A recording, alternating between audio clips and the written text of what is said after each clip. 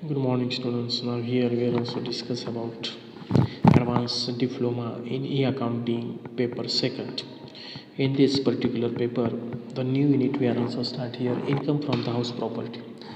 The first of all, the meaning and chargeability of the income. म्हणजेच या ठिकाणी house प्रॉपर्टीचा income असेल तो इन्कम त्याच्यावर टॅक्स असेल ते टॅक्स कशा पद्धतीनं चार्ज करायचा. मग याच्यासाठी आपल्याला पहिल्यांदा हाऊस प्रॉपर्टी म्हणजे नेमकं काय त्याचा अभ्यास करावा लागेल. The head of income, that means the income from house property six to charge to tax or income arising out of the house property consisting of any building or land apartment thereto, section 22 of the income tax act.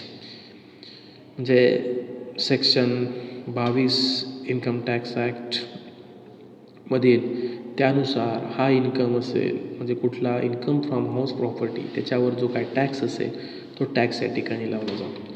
That means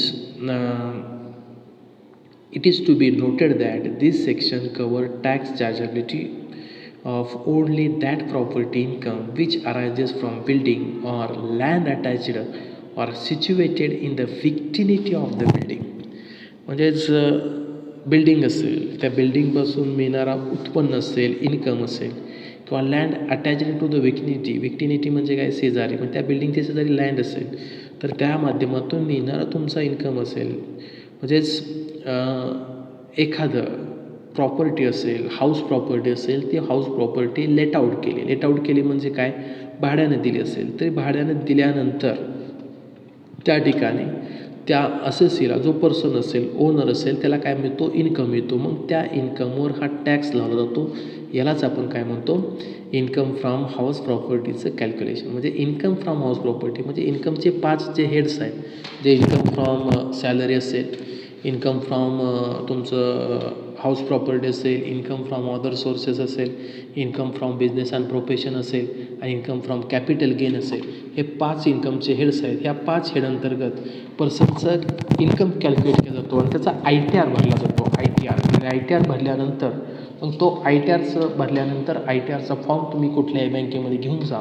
bank लगेच तुम्हाला सांगते किती तुम्हाला कर्ज देता येईल हे या ठिकाणी बँक तुम्हाला सांगू शकते.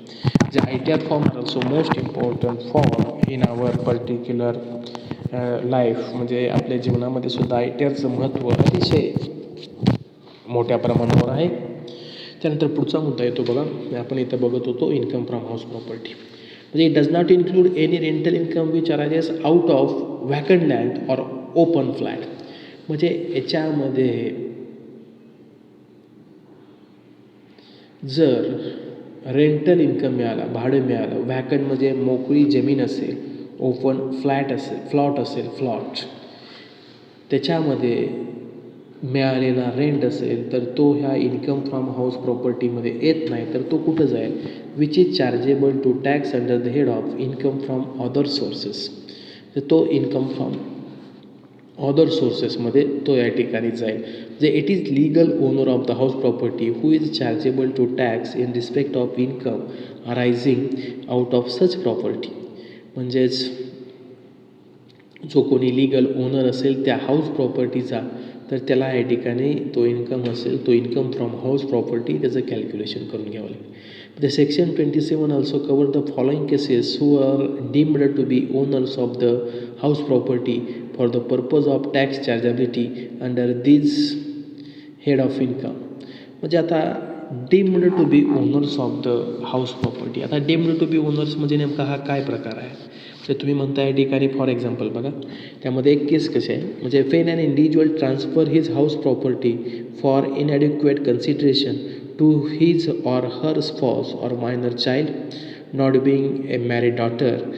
This, however, excludes cases where the transfer is made to a spouse in connection with an agreement to live apart. म्हणजे एखादा इंडिव्हिज्युअल असेल त्या इंडिव्हिज्युअलनं त्याची हाऊस प्रॉपर्टी ही ट्रान्सफर केली असेल स्पॉस असेल मायनर चाइल्ड असेल त्यांना तर त्याच्यामध्ये ह्या केसमध्ये थोडंसं ॲग्रीमेंट करणं आवश्यक असतं. दुसरं आहे म्हणजे इथं आपण काय बघतोय The section 27 also cover the following cases who are also deemed to be owner of the house property for the purpose of tax chargeability under this head of the income. The section 27 अंतर्गत income tax ॲक्टच्या तर इथं हे या ठिकाणी जर अशा cases असतील तर त्याच्यानुसार सेक्शन 27नुसार त्याचं हे या ठिकाणी हाऊस प्रॉपर्टीचं कॅल्क्युलेशन होईल. मग त्यामध्ये कोण येतं? मग वेन ॲन इंडिव्हिज्युअल ट्रान्सफर म्हणजे एखाद्या व्यक्तीनं त्याची हाऊस प्रॉपर्टी ट्रान्सफर केली, त्याच्या पत्नीच्या नाव असेल, मायनर चाइल्ड असेल, not being a married daughter, हा एक महत्त्वाचा मुद्दा येतो. तर त्याचा या ठिकाणी charge up to tax at section 27 अंतर्गत येईल. दुसरा मुद्दा येतो a member of a cooperative society or company association of person to whom a building or part thereof is allotted or leased under house building of the society. म्हणजेच एखाद्या मेंबरनं not a person मेंबरनं त्या cooperative सोसायटीची building असेल, ती building लीजनं दिली असेल, भाड्यानं दिली असेल, त्याचबरोबर ती हाऊस प्रॉपर्टी लीजवर जर दिली असेल तर ती केस तर तिथं सेक्शन 27. त्यानंतर the holder of an estate which impartible. त्यानंतर a person who gains control over the property by virtue of section 53 of the transferor of property act under the section 269 UAF. ह्या 3 केसेस, ह्या 4 cases आहेत त्या महत्त्वाच्या केसेसमध्ये ते section 27नुसार हे या ठिकाणी इन्कम फ्रॉम हाऊस प्रॉपर्टीचं कॅल्क्युलेशन. त्यानंतर for tax liability under income from house property following conditions need to be satisfied. म्हणजे इन्कम फ्रॉम हाऊस प्रॉपर्टीवर जर टॅक्स लॅबिलिटी काढायची असेल तर इथं आपल्याला ह्या फॉलोइंग कंडिशन्स ह्या इन्कम फ्रॉम हाऊस प्रॉपर्टीमध्ये फुलफिल असणं आवश्यक आहे. मग पहिली कंडिशन काय? Property consist of building or land apartment thereto. It means land surrounded by wall whether having A roof or not any land apartment to a building. म्हणजे ते building असली पाहिजे, मग ती लँड सराउंडेड म्हणजे त्याच्याजवळ काय असलं पाहिजे, असं कुंपण असलं पाहिजे आणि त्याच्यावर छत असेल तर ते हे इन्कम फ्रॉम हाऊस प्रॉपर्टी अंतर्गत येतं. त्यानंतर दुसरा मुद्दा आहे मग ती बिल्डिंग असली पाहिजे किंवा लँड अपार्टमेंट म्हणजे आपण त्याला काय म्हणतो सेड वगैरे असेल त्या टाईपचं. त्यानंतर assessee is the owner of the property. तो लीगल ओनर असला पाहिजे, बेनिफिशियल ओनर असेल किंवा डीम्ड ओनर असेल तरीसुद्धा त्याचं इन्कम फ्रॉम हाऊस प्रॉपर्टी असेल या हेड अंतर्गत त्याचं कॅल्क्युलेशन होईल. ही कंडिशन महत्त्वाची आहे. लीगल ओनर असला पाहिजे, बेनिफिशियल ओनर असला पाहिजे किंवा डीम्ड ओनर असला पाहिजे. बेनिफिशियल ओनर म्हणलं की काय आलं, जसं की लीजवर जर प्रॉपर्टी दिली असेल, परत त्यानं ते लीजवर दिली असेल तर ते बेनिफिशियल. डीम्ड ओनरसुद्धा तीच कन्सेप्ट आहे. The use of property not for these on business or profession. हे ती प्रॉपर्टी त्याच्या स्वतःच्या बिझनेस किंवा प्रोफेशनसाठी वापरली नसेल तर ते इन्कम फ्रॉम हाऊस प्रॉपर्टीमध्ये. म्हणजे कंडिशन 3 आहेत. प्रॉपर्टी कन्सिस्ट, ती प्रॉपर्टी असली पाहिजे, ती बिल्डिंग असली पाहिजे किंवा तो ओनर हा स्वतः असला पाहिजे आणि ती प्रॉपर्टी त्या असेसीनं, त्या पर्सननं, इंडिव्हिज्युअलनं स्वतःच्या बिझनेससाठी किंवा प्रोफेशनसाठी वापरली जाता कामा नये. ह्या कंडिशन्स आहेत. त्या some important points in the calculation of income from house property. म्हणजे इन्कम फ्रॉम हाऊस प्रॉपर्टी काढत असताना आपल्याला काही मुद्दे विचारात घ्यावे लागतात. तर त्यातला पहिला मुद्दा, the building should be a permanent structure. Thus the temporary structure such as circus stands, exhibition structures etcetera are not house property. म्हणजे पहिला महत्त्वाचा मुद्दा, ती building should be a permanent structure. त्या बिल्डिंगचं परमनंट स्ट्रक्चर असलं पाहिजे. उदाहरणार्थ सर्कससाठी टेंट असेल, एक्झिबिशनसाठी ते काही उभारलं असेल, मंडप ज्याला म्हणतो आपण, तर ते हाऊस प्रॉपर्टी होत नाही. These are not including in to the house property. त्यानंतर सेकंड पॉईंट आहे, property may be located in India or in a foreign country. ती प्रॉपर्टी ही या ठिकाणी कुठं असली पाहिजे, भारतामध्ये किंवा इन ए फॉरेन कंट्रीमध्ये. म्हणजे उदाहरणार्थ तर फॉरेन कंट्रीमध्ये असेल तर तो पर्सन हा भारताचा रहिवासी असला पाहिजे. It is also the most important part. त्यानंतर tax liability of the foreign property. म्हणजे फॉरेन प्रॉपर्टीच्या बाबतीमध्ये हे टॅक्स लॅबिलिटी काय. मग त्यामध्ये पहिला आहे property income received in India. मग त्यामध्ये resident and ordinary resident but non ordinary आणि नॉन रेसिडंट याच्यासाठी आहे ते property income received in India.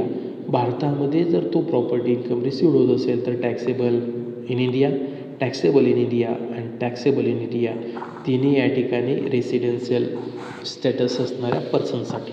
Property income in India Property income in India taxable in India received out of India.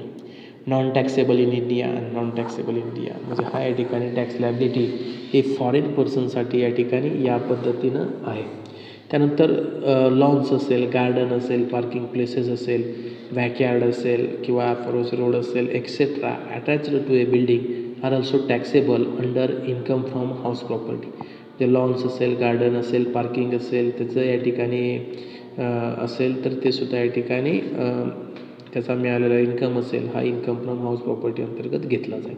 त्यानंतर vacant land which is not attached to a building is not a house property. समजा vacant land असेल, मोकळा flat असेल परंतु तो बिल्डिंगला attach नसेल तर तो हाऊस प्रॉपर्टीमध्ये घेतला जाणार नाही. म्हणजे an incomplete structure and building which are in A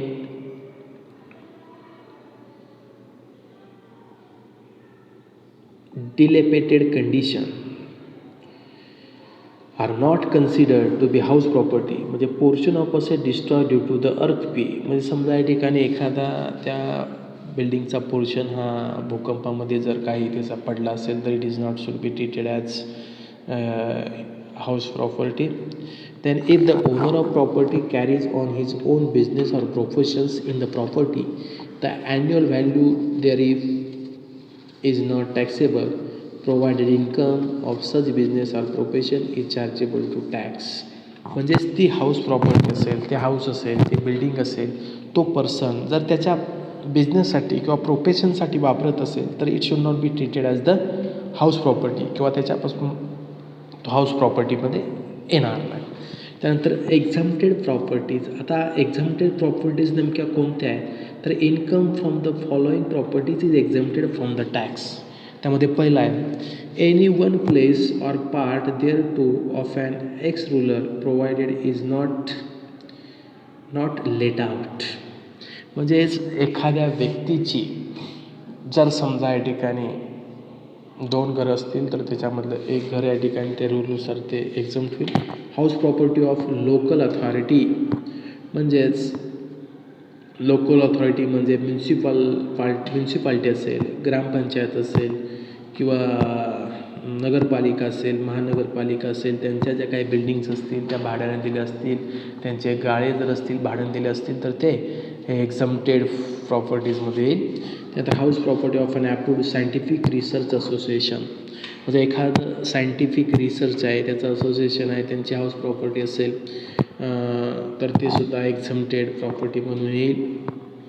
house property of an educational institutions म्हणजे एखादं एज्युकेशन इन्स्टिट्यूशन्स आहे त्या एज्युकेशन इन्स्टिट्यूशन्स समजा बिल्डिंग असेल तर ते या ठिकाणी एक्झम्प्टेड प्रॉपर्टीमध्ये येईल. त्यानंतर house property of A hospital एखादं हॉस्पिटल असेल त्या हॉस्पिटलची जी बिल्डिंग असेल ती एक्झम्प्टेड प्रॉपर्टीजमध्ये येईल. House property of A person who is resident of Ladakh समजा तो पर्सन असेल तर त्याची हाऊस प्रॉपर्टी लडाखमध्ये असेल तर ते एक्झम्प्टेड प्रॉपर्टी म्हणून कन्सिडर केली जाईल. त्यानंतर house property of political party म्हणजे पॉलिटिकल पार्टीज असतील त्या पॉलिटिकल पार्टीच्या बिल्डिंग असतील त्या बिल्डिंगसुद्धा एक्झम्प्टेड प्रॉपर्टीज म्हणून कन्सिडर केलेल्या आहेत. ए फार्म हाऊस म्हणजे फार्म हाऊस असेल ते फार्म हाऊससुद्धा एक्झम्प्टेड प्रॉपर्टी म्हणून कन्सिडर केलेला आहे. त्यानंतर house property of trade union एखादं ट्रेड युनियनची हाऊस प्रॉपर्टी असेल म्हणजे बिल्डिंग असेल तर ते एक्झम्प्टेड प्रॉपर्टीमध्ये येईल. त्यानंतर house property held for charitable पर्पजसाठी जर समजा ती हाऊस बिल्डिंग वापरली जात असेल it should be exempted property.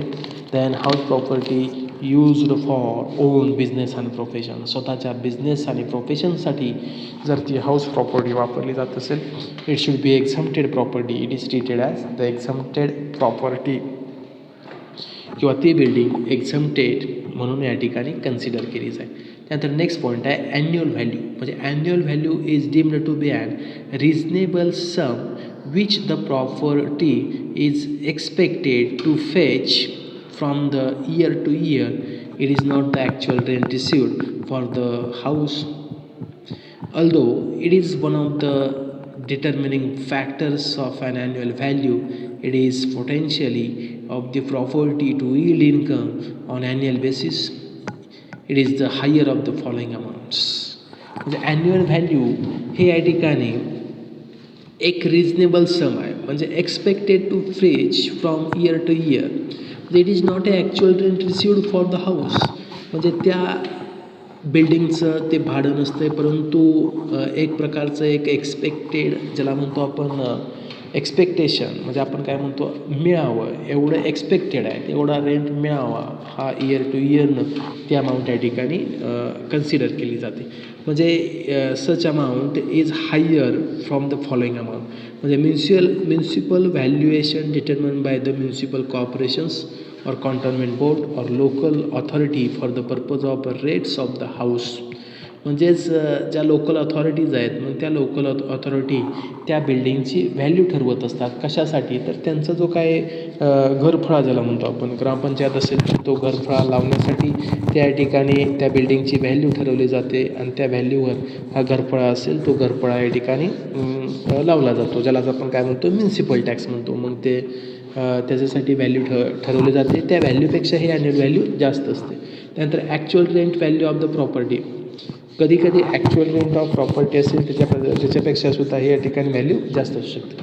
त्यानंतर fair rent value of the property having regarded the rental value of the similar property or similar locality. काही वेळेस या ठिकाणी ती सिमिलर लोकॅलिटी असेल त्याच्यापेक्षा सुद्धा ही व्हॅल्यू ही या ठिकाणी हायर असू शकते. Type of house property. आता इथं आपण बघूया टाईप्स ऑफ हाऊस प्रॉपर्टी. म्हणजे हाऊस प्रॉपर्टीचे नेमके किती प्रकार आहेत. म्हणजे लेट आऊट प्रॉपर्टी म्हणजे the property which is given to other person by charging some amount as a rent and it will be monthly or quarterly. म्हणजे लेट आऊट प्रॉपर्टी म्हणजे भाड्यानं दिलेले बिल्डिंग किंवा house property it should be treated as let out property. म्हणजे जो प्रॉपर्टीचा owner असेल त्या ओनरनं दुसऱ्या पर्सनला ती बिल्डिंग लेट आऊट म्हणजे भाड्यानं दिली असेल, मग ते रेट हे मंथली असेल किंवा क्वार्टरली असेल, अशी जी काय प्रॉपर्टी असेल ती प्रॉपर्टी असते लेट आऊट प्रॉपर्टी. म्हणजे फॉर एक्झाम्पल बघा, मिस्टर श्याम म्हणजे श्याम हे त्या बिल्डिंगचे ओनर आहेत. म्हणजे मिस्टर श्याम यांची बिल्डिंग कुठली आहे तर कृष्णा अपार्टमेंट हे त्या मिस्टर श्याम यांचं आहे. मग हे कृष्णा अपार्टमेंट कुणाला दिलं तर मिस्टर श्याम यांनी रामला दिलं, भाड्याने दिलं, तर ती झाली लेट आऊट प्रॉपर्टी. दुसरा प्रॉपर्टीचा प्रकार आहे हाऊस प्रॉपर्टीचा डीम्ड लेट आऊट प्रॉपर्टी, ज्याला आपण काय म्हणतो DLO. म्हणजे where the person has occupied more than one houses for his own residential purpose. म्हणजे ओनली हाऊस म्हणजे according to his choice is treated as self occupied house and all other houses will be deemed to be let out property. म्हणजे एखाद्या पर्सनकडं समजा 4 बंगले आहेत, मग ह्या 4 बंगल्यापैकी income tax ॲक्टनुसार एकच बंगला हा काय होईल सेल्फ ऑक्युपाईड होईल स्वतःच्या राहण्यासाठी, आणि बाकीचे 3 बंगले हे काय त्याला काय म्हटलं जाईल deemed to be let out property. The gross annual value shall be determined as per the step 2nd or step 3rd is not applicable to the such property. म्हणजे त्या प्रॉपर्टीला स्टेप 2nd आणि स्टेप 3rd ही applicable होत नाही. तिसरे आहे self occupied property. म्हणजे any property used for own resident by an individual or HUF in the undivided family. Since the self-occupied house does not generate any rent, the actual value of the property is to be considered as need. म्हणजे self occupied असेल तर साहजिकच तिथं कोणत्याही प्रकारचा rent किंवा income generate होत नाही, आणि त्यामुळं ती जी काय हाऊस प्रॉपर्टी असेल ती हाऊस प्रॉपर्टीचा ॲन्युअल म्हणजे actual value of the property is to be consider as the. मग कंडिशन काय, the house is not actually let out ही पहिली condition. No other benefit is not by the owner. म्हणजे इतर कोणत्याही प्रकारचा बेनिफिट त्या ओनरला मिळाला नसला पाहिजे तरच ते या ठिकाणी ते व्हॅल्यू त्याची या ठिकाणी येईल. तिसरा महत्त्वाचा मुद्दा आहे यूज्ड फॉर ओन बिझनेस. म्हणजे if the property is used for his on business or profession purpose it shall not be chargeable under this head. म्हणजे इन्कम फ्रॉम हाऊस प्रॉपर्टी या हेड अंतर्गत ते या ठिकाणी येणार नाही, किंवा ज्या वेळेस तो व्यक्ती किंवा ओनर ऑफ द हाऊस ती बिल्डिंग त्यांच्या बिझनेस आणि प्रोफेशनसाठी जर वापरत असेल it should not be treated in it should not be taken in to the income from house property. म्हणजे एखाद्या बिल्डिंगचा मालक असेल, तो मालक त्या बिल्डिंगमध्ये व्यवसाय जर करत असेल, समजा एखादे डॉक्टर्स असतील, वकील असतील, त्या वकिलांनी स्वतःच्याच बिल्डिंगमध्ये त्यांचं ऑफिस टाकलं, तर ते झालं या ठिकाणी काय, हाऊस प्रॉपर्टी वापरली बिझनेस आणि प्रोफेशनच्या पर्पजसाठी. टाईप्स ऑफ हाऊस प्रॉपर्टी आपण आता बघितलं. मग पहिला आहे लेट आउट, म्हणजे भाड्यानं दिलेलं जे काय बिल्डिंग असेल. डीम्ड लेट आउट असेल. डीम्ड लेट आउट म्हणजे काय, समजा 4 घरं असतील तर 4 घरापैकी एकच फक्त सेल्फ ऑक्युपाईड होईल, बाकीचे 3 डीम्ड लेट आउट म्हणून कन्सिडर केले जातील. त्यानंतर तिसरा प्रकार आहे सेल्फ ऑक्युपाईड, म्हणजे हाऊस असेल ते हाऊस स्वतःच्या वापरासाठी असेल तर ते झालं सेल्फ ऑक्युपाईड प्रॉपर्टी झाली. मग सेल्फ ऑक्युपाईड प्रॉपर्टीमध्ये कोणत्याही प्रकारचा इन्कम किंवा रेंट ॲज अ रेंट म्हणून या ठिकाणी मिळत नाही, मग ते झालं सेल्फ ऑक्युपाईड. त्यानंतर युज्ड फॉर ओन बिझनेस, म्हणजे ती प्रॉपर्टी असेल, ती बिल्डिंग असेल, त्या ओनरनं स्वतःच्या बिझनेससाठी वापरली असेल तर असे हे 4 प्रकार आहेत टाईप्स ऑफ हाऊस प्रॉपर्टी. मग इथं हाऊस प्रॉपर्टी असेल म्हणजे computation of income from house property, म्हणजे इथं आपणाला काय करावं लागतं, तर पहिल्यांदा जे टाईप्स आहेत 4, त्या टाईप 4नुसार आपल्याला इन्कम फ्रॉम हाऊस प्रॉपर्टी काढावं लागेल. मग त्यामध्ये पहिलं आहे तर लेट आउट प्रॉपर्टी. मग लेट आउट प्रॉपर्टीचं कसं आहे, तर पहिल्यांदा आपण काय करणार, gross annual value, gross annual व्हॅल्यूमधून less municipal tax paid by owner होईल, मग येईल ती अमाऊंट नेट ॲन्युअल व्हॅल्यू. त्यानंतर लेस डिडक्शन्स अंडर सेक्शन 24, मग स्टँडर्ड डिडक्शन आहे त्याच्यावर 24A, 30% of net annual value. त्यामध्ये interest on borrowed loan capital under section 24B, no statutory maximum limit of the interest, म्हणजे लेट आउट प्रॉपर्टीला कोणत्याही प्रकारचं maximum limit नाही. आणि येणारी जी काय अमाऊंट असेल taxable income from house property, म्हणजे हा झाला taxable income from house property. मग इथं महत्त्वाचा मुद्दा आहे calculation of gross annual value. आता ही ग्रॉस ॲन्युअल व्हॅल्यू कशी काढली जाते, तर बघा, calculation of gross annual value for let out property and deemed let out property under section 23. मग आता इथं दुसऱ्या या ठिकाणी deemed let out property, deemed to be let out प्रॉपर्टीमध्ये gross annual value only first आहे, त्यामधून less municipal tax paid by owner, म्हणजे ओनरनं जर म्युन्सिपल टॅक्स पेड केला असेल तरच तो लेस होईल. त्यानंतर येणारी अमाऊंट असेल नेट ॲन्युअल व्हॅल्यू, त्यामधून लेस डिडक्शन अंडर सेक्शन 24मध्ये 2 आहेत, ए आणि बी. मग स्टँडर्ड डिडक्शन 30% ऑन NAV, म्हणजे नेट ॲन्युअल व्हॅल्यूवर 30% आहे. आणि इंटरेस्ट ऑन बॉरोड लोन तो no statutory maximum limit of interest, आणि मग येणारी अमाऊंट असेल taxable income from house property. त्यानंतर आपल्याला इथं काय कॅल्क्युलेशन करावं लागेल. इथं सर्वात महत्त्वाचा मुद्दा आहे calculation of gross annual value of let out or deemed to be let out property under section 23, म्हणजेच इन्कम टॅक्स ॲक्ट सेक्शन 23नुसार हे इन्कम फ्रॉम हाऊस प्रॉपर्टी असेल, त्या हाऊस प्रॉपर्टीची ग्रॉस व्हॅल्यू असेल ती ग्रॉस व्हॅल्यू ही काढली जाते. मग ग्रॉस व्हॅल्यू काढताना काय केलं जातं, तर step first find out maximum or higher amount of the following. मग फॉलोइंग अमाऊंटमध्ये कुठले आहेत, तर municipal value which are also decided by the municipal corporations and fair rate. ह्याच्यामधली मॅक्झिमम अमाऊंट असेल ते मॅक्झिमम अमाऊंट घेणार. Find out the minimum amount of following. Minimum amount कुठली, तर मॅक्झिमम अमाऊंट आता जी आपण काढली म्युन्सिपल व्हॅल्यू फेअर रेंटमधली मॅक्झिमम, आणि त्याचं कंपॅरिझन आपण स्टँडर्ड रेंट बरोबर करणार, आणि त्याचं कंपॅरिझन केल्यानंतर त्याच्यामधली मिनिमम अमाऊंट असेल ती मिनिमम अमाऊंट ही काय येईल, आपली एक्सपेक्टेड रेंट येईल. हे झालं एक्सपेक्टेड रेंट. हा एक्सपेक्टेड रेंट म्हणजेच काय झाला, तर gross annual value for deemed to be let out house. आणि स्टेप नंबर सेकंडमध्ये find out maximum or higher amount expected rent or adjusted actual rent. Adjusted actual rent काढत असताना मग इथं काय केलं जातं, तर after deducting unrealised rent but before deducting the loss due to the vacancy, म्हणजे हे ॲडजस्टेड रेंट काढत असताना कॅल्क्युलेशन ऑफ ॲडजस्टेड रेंट कसा काढला जातो, तर actual rent of the house property less unrealised rent, म्हणजे न मिळालं रेंट असेल तर तो काय येणार तुमचा ॲडजस्टेड ॲक्च्युअल रेंट आला. आणि त्याच्यामधून लेस लॉस ड्यू टू वॅकन्सी, म्हणजेच ते हाऊस वॅकंट राहिल्यामुळं जो काय लॉस होईल तो या ठिकाणी लेस केला जाईल. आणि येणारी अमाऊंट असेल ती येणारी अमाऊंट काय झाली, gross annual value for let out property म्हणजे भाड्यानं घर दिलं असेल तर हे या स्टेपनं हे आपल्याला अमाऊंट असेल ती अमाऊंट या ठिकाणी कॅल्क्युलेट करावी लागते. कशाची? ग्रॉस ॲन्युअल व्हॅल्यूची. आता इथं आपण बघणार आहोत टाईप्स ऑफ रेंट. मग रेंटचे प्रकार कुठले आहेत? तर पहिला आहे ॲक्च्युअल रेंट रिसिवेबल, म्हणजे rent of the property only and not of amenities of the previous year is the actual rent receivable, where it is received or not received. Rent is computed on accrual basis. Advance rent received during the period is not considered. म्हणजे इथं actual rent रिसिवेबलमध्ये मग ते rent हे ॲक्रुअल बेसिसनुसार या ठिकाणी consider केलं जातं, computed केलं जातं, कॅल्क्युलेट केलं जातं. मग ते रेंट हे मिळालं असेल किंवा मिळालं नसेल सुद्धा तरीसुद्धा ते ॲक्च्युअल रेंट रिसिवेबलमध्ये येईल. ते ॲमेनिटीजचं रेंट असेल ते येणार नाही. नंतर municipal value of the property, म्हणजे it is the value determined by the municipality owner pays tax on municipal value. जो काय आपण म्युन्सिपल टॅक्स असेल तो म्युन्सिपल टॅक्स हा तो ओनर ह्या म्युन्सिपल व्हॅल्यूवर देत असतो. फेअर रेंट किंवा त्याला नॉशनल रेंट असं म्हटलं जातं.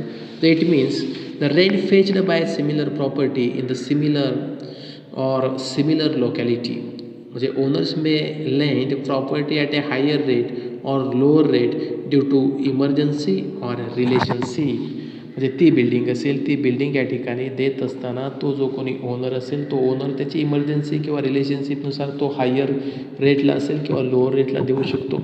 किंवा त्याची तुलना म्हणजे आपण जसं म्हणतो की एखाद्या लोकॅलिटीनुसार ते भाडं ठरत असतं. म्हणजेच एखादं मुंबईचं एरिया असेल, पुण्याचा एखादा हायफाय एरिया आपण ज्याला म्हणतो, त्या हायफाय एरियामध्ये असणारं जे काही बिल्डिंगचा रेंट असेल, घरभाडं असेल, ते घरभाडं निश्चितच हाय असणार आहे म्हणजे as compare to the other locality. म्हणजे हे झालं काय? Fair rent. आणि चौथा प्रकार आहे स्टँडर्ड रेंट. म्हणजे it is the maximum rent which a person can legally charge under the Rent Control Act and prevailing in the state in which the property is situated. Owner cannot recover rent more than the standard rent. म्हणजेच इथं rent control ॲक्टमध्ये तो person जास्तीत जास्त किती भाडं घेऊ शकतो हे या ठिकाणी दिलेलं आहे. आणि स्टेट गव्हर्नमेंट असेल त्या पर्टिक्युलर स्टेटचं ती प्रॉपर्टी कुठं सिच्युएटेड आहे, कुठं या ठिकाणी सिच्युएटेड आहे त्यानुसार या ठिकाणी ते रेंट या ठिकाणी तो ओनर घेऊ शकतो. म्हणजे अशा पद्धतीनं हे या ठिकाणी स्टँडर्ड रेंट कंट्रोल ॲक्टमध्ये स्टँडर्ड रेंट दिलेला आहे.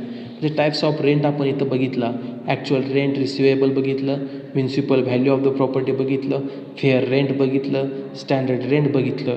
आणि त्यानंतर पुढचा महत्त्वाचा या ठिकाणी टाईप्स आहे सेल्फ ऑक्युपाईड प्रॉपर्टी. म्हणजे सेल्फ ऑक्युपाईड प्रॉपर्टीचा इन्कम फ्रॉम हाऊस प्रॉपर्टी असेल तो हाऊस प्रॉपर्टी काढत असताना ती कशा पद्धतीने काढली जाते. तर पहिल्यांदा ग्रॉस ॲन्युअल व्हॅल्यू, ज्यालाच काय GAV अँड NAV इथं काय येणार? नील येणार.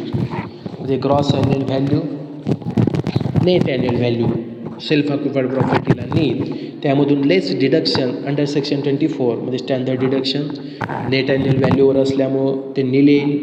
फक्त डिडक्शन मिळेल इंटरेस्ट ऑन बॉरोड कॅपिटल, ते फक्त ₹3 lakh, ₹2 lakh. It is dependent upon conditions. जी कंडिशन असेल ते कंडिशननुसार त्या ठिकाणी. आणि इथं सेल्फ ऑक्युपाईड प्रॉपर्टीमध्ये लॉस फ्रॉम हाऊस प्रॉपर्टी या ठिकाणी येत असतो. म्हणजे in the following situation for the self occupied property gross annual value is nil. म्हणजे whenever the assessee has occupied more than one property for the residence, then one property as per the choice he is treated as the self-occupied and other self-occupied properties are treated as deemed to be let out. म्हणजे एखादा owner असेल त्या ओनरनं जर समजा 5 त्याची घरं असतील, एका घरामध्ये तो राहत असेल तर त्याच्या चॉईसनं ते एक घर या ठिकाणी सेल्फ ऑक्युपाईड म्हणून पकडलं जाईल आणि ऑदर हे deemed to be let out पकडले जातील. म्हणजे if the property could not be occupied throughout the year because of the employment business or the profession is at some other place, part of the year is used for part of the year it remains vacant. When part of the house property which is independent is self-occupied and other part is let out, then only the self-occupied property GAV is taken as nil. म्हणजे समजा तो owner असेल, त्या ओनरला एम्प्लॉयमेंटसाठी काय ते घर सोडून या ठिकाणी जावं लागत असेल, व्यवसायासाठी असेल किंवा नोकरीसाठी असेल, मग त्याचा वर्षामधील काही महिने या ठिकाणी ते व्हॅकंट राहिलं असेल तर त्या कंडिशनमध्ये GAV is taken as nil, म्हणजे ग्रॉस चॅनल व्हॅल्यू नील घेतली जाईल. किंवा when part of the house property which is independent self occupied and other part is let out only self occupied प्रॉपर्टीचंच GAV या ठिकाणी नील म्हणून घेतला जाईल. आणि property used throughout the year for residential purpose only and not let out or put to any other use during the year, हा एक महत्त्वाचा मुद्दा आहे. त्यानंतर नेक्स्ट आहे, a property used for own business. समजा ती प्रॉपर्टी ओन बिझनेससाठी जर या ठिकाणी वापरली जात असेल, म्हणजे income from house property, house is used for business, then income and expenses shall be consider in the head income from business. Hence under this head it will be nil income. जे income from house property असेल ते income from house property आपण काय घेऊयात, नील घेणार आहोत, असं या ठिकाणी ॲज पर द कंडिशननुसार ते ठरवलं जाईल. त्यानंतर आपण इथं काय बघितलं तर हाऊस प्रॉपर्टी म्हणजे computation of income from house property. 4 टाईप्सचे हाऊस आहेत, त्या हाऊसचं मग ते 4 टाईप्स कोणते आहेत, ते रेंट कोणते आहेत, त्याचं कॅल्क्युलेशन काय, एक्झम्प्टेड प्रॉपर्टी म्हणजे नेमकं काय, याचा सर्व अभ्यास आपण या ठिकाणी ह्या लेक्चरमध्ये आपण पाहिलेला आहे. आता त्यानंतर आपण नेक्स्ट जे काय लेक्चर असेल ते नेक्स्ट लेक्चरला बघणार आहोत, डिडक्शन अंडर सेक्शन 24. म्हणजे सेक्शन 24 अंतर्गत सेक्शन 24A आणि सेक्शन 24B याचं डिडक्शन हे कशा पद्धतीनं असणार आहे. The following deductions are also permissible under the section adjusted annual value. म्हणजे डिडक्शन म्हणजे काय, वजावट, म्हणजे त्या पर्सनला असेसीला ही इन्कम फ्रॉम हाऊस प्रॉपर्टी म्हणून वजावट मिळू शकते. तर पहिला आहे standard deduction under section 24A, म्हणजे let out oblique deemed let out property only. मग हे डिडक्शन फक्त लेट आउट आणि डीम्ड लेट आउट प्रॉपर्टीसाठी आहे. ते for repairing and collection charges 30% of the net annual value will be allowed to deduct on this account without having any regard the amount which are actually spent. 30% net annual व्हॅल्यूच्या ही amount standard deduction म्हणून त्या पर्सनला वजावट करता येऊ शकते. दुसरा मुद्दा आहे interest on borrowed capital 24B. म्हणजे अंडर सेक्शन 24B मध्ये 24B मध्ये इंटरेस्ट ऑन बॉरोड कॅपिटल म्हणजे त्या पर्सननं समजा या ठिकाणी घर बांधण्यासाठी बिल्डिंग बांधण्यासाठी लोन घेतलं असेल तर त्या लोनचं व्याज हे या ठिकाणी 24B अंतर्गत या ठिकाणी काय होईल, डिडक्शन म्हणून त्याला घेता येऊ शकतं, वजावट ते करता येऊ शकतं. त्यामध्ये let out or deemed let out property no statutory maximum limit. जर लेट आउट आणि deemed to be let out property असेल तर त्याच्यासाठी कोणत्याही प्रकारचं मॅक्झिमम लिमिट नाही इंटरेस्टच्या बाबतीमध्ये, फक्त इंटरेस्ट. दुसरा मुद्दा आहे सेल्फ ऑक्युपाईड प्रॉपर्टीच्या बाबतीमध्ये interest on borrowed capital plus 1/5 of the interest of pre construction period. Pre construction period म्हणजे नेमकं काय, त्याचा इथे अभ्यास करावा लागेल. म्हणजे interest on borrowed capital current इयरचं इंटरेस्ट म्हणजे मॅक्झिमम लिमिट आहे त्याला 2 lakh or actual amount of interest whichever is lower in the following 3 conditions are also fulfil. Condition 1, if capital borrowed after 1/4/1999 for acquiring or construction the property. Condition number 2, if the acquiring or construction is completed within the 5 years. 5 वर्षामध्ये ते construction complete झालं पाहिजे, त्याचं acquisition झालं असलं पाहिजे 5 वर्षामध्ये. आणि ती प्रॉपर्टी किंवा कॅपिटल असेल, जे काही लोन असेल ते लोन 1/4/1999 नंतर या ठिकाणी घेतलेलं असलं पाहिजे. आणि कंडिशन 3 आहे, the persons extending the loan certificate of such interest is payable in respect of the amount advance for the acquisition constructions of the property. मग त्याच्यामध्ये maximum ₹30,000 or actual amount of interest whichever is lower in the above 3 conditions are not fulfilled. म्हणजे above 3 condition जर fulfil होत नसतील तर 30,000 maximum limit या ठिकाणी आहे. If loan taken before 1/4/1999 for all the purpose such purchase acquisition construction reconstruction repairs and renewal of the house property. If the loan taken or after 1/4/1999 only the reconstruction renewal and purposes maximum amount of rupees 30,000 is allowed as a deductions. म्हणजे 1/4/99 नंतर असेल किंवा 99 पूर्वी असेल तर त्या ठिकाणी 30,000 रुपये डिडक्शन या ठिकाणी आहे. तर interest of pre construction period म्हणजे interest on loan pre construction पिरियडचा असेल तर तो अलाउड 5 इक्वल इन्स्टॉलमेंटमध्ये म्हणजे इंटरेस्टच्या 20% ते या ठिकाणी त्या कमिन्समिंग इयरमध्ये ते अलाउड करता येऊ शकतं. म्हणजे immediately prior to the 31st March the date of the completion of the particular house. म्हणजे अशा पद्धतीने हे आपण इंटरेस्टचं डिडक्शन बघितलं, त्यानंतर स्टँडर्ड डिडक्शन बघितलं, त्यानंतर आपण हाऊस प्रॉपर्टी बघितलं, त्याचं चार्जेबिलिटी बघितलं, टाईप्स ऑफ हाऊस बघितलं, एक्झम्प्टेड प्रॉपर्टी बघितलं, टाईप्स ऑफ हाऊस प्रॉपर्टी बघितलं, त्यानंतर टाईप्स ऑफ रेंट्स बघितलं आणि त्याचं डिडक्शन बघितलं. अशा पद्धतीनं हा इन्कम फ्रॉम हाऊस प्रॉपर्टी हे या ठिकाणी याचा आपण अभ्यास केलेला आहे. आता त्यानंतर आपण नेक्स्ट लेक्चरला याच्यावरचे प्रॉब्लेम्स असतील त्या प्रॉब्लेम्स आपण पाहणार आहोत. Thank you very much.